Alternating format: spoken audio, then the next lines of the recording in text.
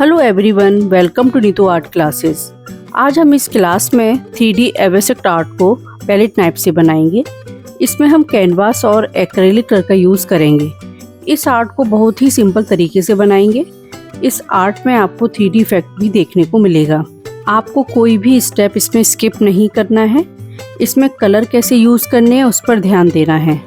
और यदि आप बिगनर्स हैं तो आप स्टार्टिंग में इसमें सॉफ्ट पेस्टल कलर का यूज कर सकते हैं। और जो भी मेरे चैनल पर पहली बार आए हैं तो प्लीज़ मेरे चैनल को सब्सक्राइब, शेयर, लाइक और कमेंट्स करना ना भूलें, जिससे आपको आने वाली वीडियो की जानकारी मिल सके। तो आइए हम इस आर्ट को स्टेप बाय स्टेप बनाते हैं।